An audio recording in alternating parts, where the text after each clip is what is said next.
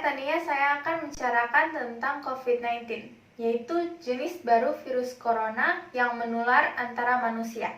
Virus ini telah menyebar dengan sangat cepat ke lebih dari 200 negara, termasuk Indonesia, hanya dalam waktu beberapa bulan.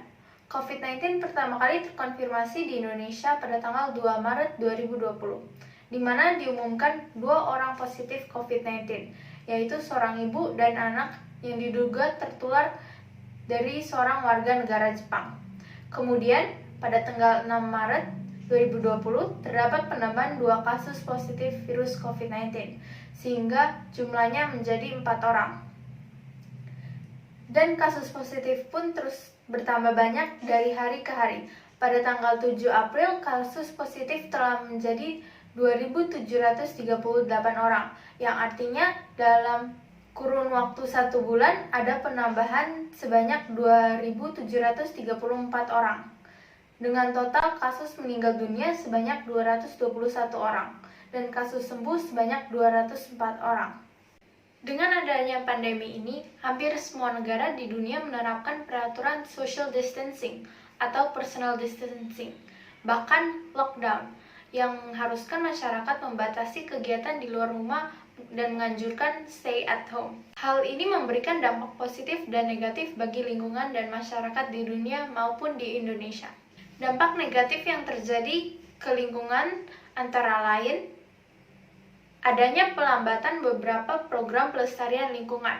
Contohnya, kota-kota kecil di Amerika Serikat menghentikan program daur ulangnya untuk mengurangi resiko penyebaran virus COVID-19. Demikian juga di Italia, yang melarang penduduknya untuk memilah sampah mereka. Banyak perusahaan melarang penggunaan alat makan atau minum yang dapat digunakan kembali. Contohnya, Starbucks yang pada awal Maret menggunakan larangan sementara penggunaan cangkir yang dapat digunakan kembali, dan memilih menggunakan tempat sekali pakai yang dapat menambah jumlah sampah. Aturan stay at home membuat masyarakat banyak melakukan pembelian bahan makanan ataupun makanan dan kebutuhan pokok secara online, sehingga meningkatkan penggunaan plastik atau tas sekali pakai. Ada juga peningkatan dalam limbah medis.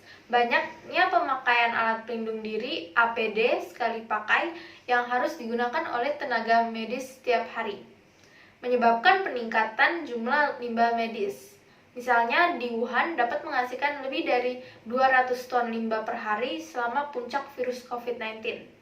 Dampak negatif ini juga terjadi di Indonesia, yang memiliki masalah yaitu menghadapi peningkatan penyebaran virus COVID-19. Dampak negatif ke masyarakat di dunia dan di Indonesia. Perlambatan ekonomi.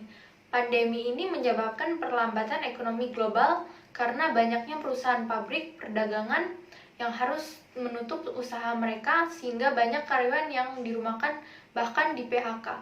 Hal ini menyebabkan adanya penurunan daya beli masyarakat dan berdampak pada perputaran roda ekonomi. Hal yang sama juga terjadi di Indonesia. Sudah ada beberapa perusahaan yang terpaksa merumahkan bahkan melakukan PHK ke karyawannya. Berdasarkan data Kementerian Tenaga Kerja, sudah ada lebih dari 1,5 juta orang yang mengalami PHK. Penurunan drastis di bidang pariwisata. Pemberlakuan lockdown dan larangan penerbangan di banyak negara, baik dalam negeri maupun luar negeri, berdampak pada sektor industri pariwisata, yang berdampak pula pada sektor perhotelan. Hal ini juga terjadi di Indonesia yang mempunyai banyak tempat wisata seperti Bali, Yogyakarta, Lombok, Manado, Riau, dan masih banyak lagi. Tempat-tempat tersebut mengalami penurunan pengunjung yang sangat drastis. Misalkan saja di Provinsi Riau, tingkat keterisian hotelnya hanya sekitar 20-30%. Banyaknya penerbangan yang dibatalkan. Banyak perusahaan penerbangan yang mengalami kerugian akibat pandemi ini, karena banyak larangan penerbangan baik di domestik maupun internasional. Dan banyaknya masyarakat yang memilih tidak melakukan perjalanan di tengah pandemi ini, sehingga banyak terjadi pembatalan tiket. Hal ini juga berdampak di Indonesia. Salah satunya adalah AirAsia Indonesia yang terpaksa menghentikan seluruh penerbangannya mulai 1 April 2020. Namun kebijakan ini bersifat sementara. Dampak negatif yang paling dirasakan mayoritas masyarakat Indonesia adalah tidak adanya tradisi mudik yang bisa dilakukan saat Lebaran. Karena pemerintah per tanggal 24 April telah melarang masyarakat melakukan mudik pulang kampung untuk mencegah penyebaran virus COVID-19. Meskipun pandemi ini menimbulkan banyak dampak negatif, tetapi juga ada beberapa dampak positif yang dirasakan lingkungan dan masyarakat. Kualitas udara membaik. Salah satu masalah lingkungan yang terjadi adalah banyaknya polusi udara yang membuat kualitas udara makin lama makin memburuk, diakibatkan banyaknya dan padatnya aktivitas masyarakat yang menimbulkan polusi udara. Akan tetapi, sejak terjadinya pandemi ini dan diberlakukannya lockdown dan pembatasan aktivitas besar-besaran di sebagian besar negara di dunia menyebabkan kondisi udara membaik beberapa pekan belakangan. Didokumentasikan dari Cina ke Italia dengan emisi karbon mencapai titik terendah baru setiap hari karena berkurangnya perjalanan udara. Dibandingkan dengan tahun lalu, tingkat polusi di New York telah berkurang hampir 50% karena langkah-langkah yang dilakukan untuk menekan penyebaran virus. Di Cina, emisi turun 25% pada awal tahun karena orang diperintahkan untuk tinggal di rumah dan banyak pabrik yang tutup. Penggunaan batu bara juga turun 40% pada 6 pembangkit listrik terbesar Cina sejak kuartal terakhir di 2019. Hal ini pun terjadi di Indonesia. Tingkat kualitas udara di beberapa kota besar, terutama Jakarta, membaik. Polusi air menurun. Selain kondisi udara yang membaik, kondisi perairan pun mengalami perbaikan. Hal ini tampak nyata di Italia. Beberapa hari setelah pemerintah Italia memutuskan untuk melaksanakan kebijakan lockdown, sungai di Venesia menjadi jauh lebih jernih karena berkurangnya sampah dan polusi air akibat aktivitas manusia yang berkurang.